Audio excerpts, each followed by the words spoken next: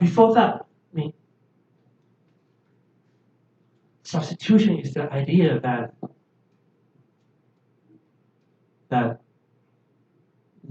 is important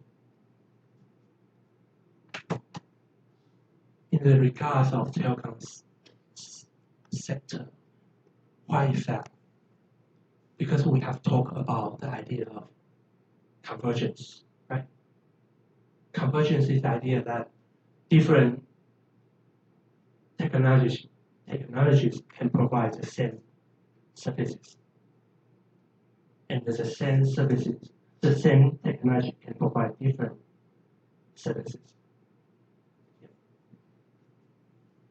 And in that regard, substitutions occurs. Like the idea of substitution makes more sense in telecoms regulation compared to general competition regulation. Okay. Okay, after defining the relevant market, the regulator has to assess the competition situation in that defined market.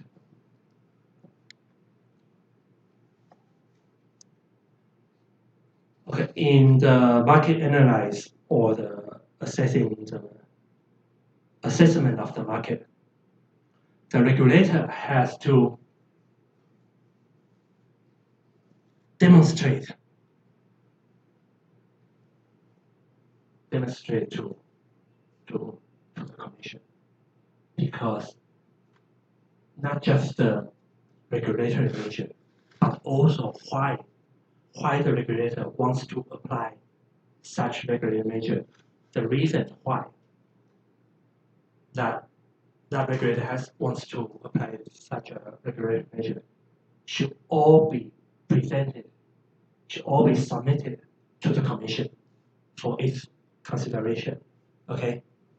So the regulator has to demonstrate and the commission has to verify the conditions.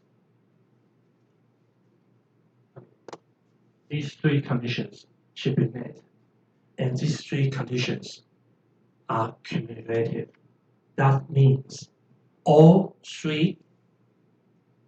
of these three conditions should be met.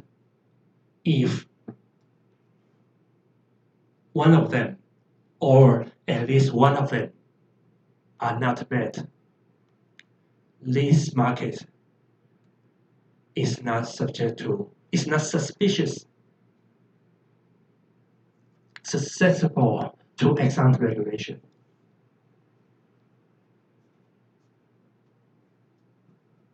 But if all three conditions are met, is the market subject to ex-ante regulation?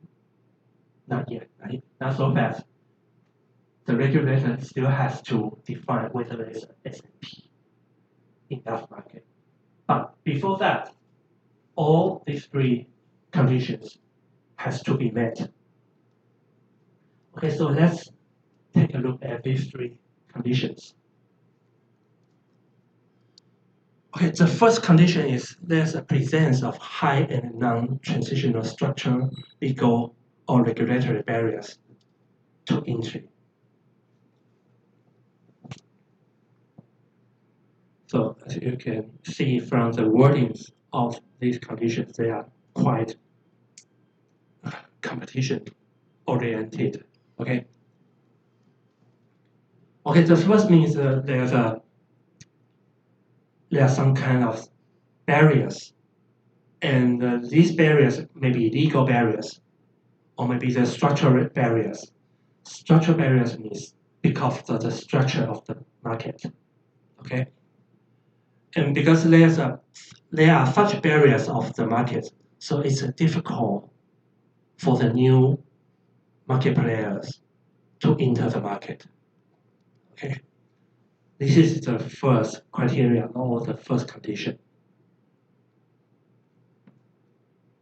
And then the second condition is this market has a structure, and that structure does not tend towards effective competition within the relevant time horizon.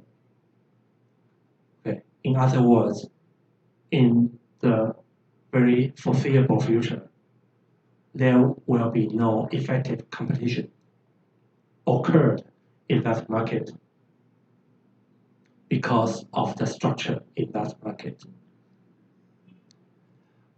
The third condition is competition law is insufficient to adequately address the identified market values.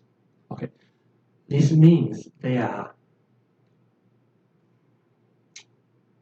competition issues in this market, but the general competition law, the application of general competition law is not enough to deal with such issues, and that is why there might be a need of ex-ante regulation to deal with the issue in advance.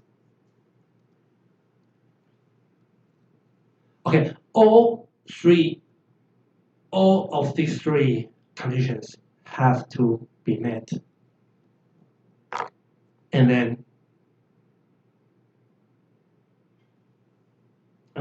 the regulators has to review whether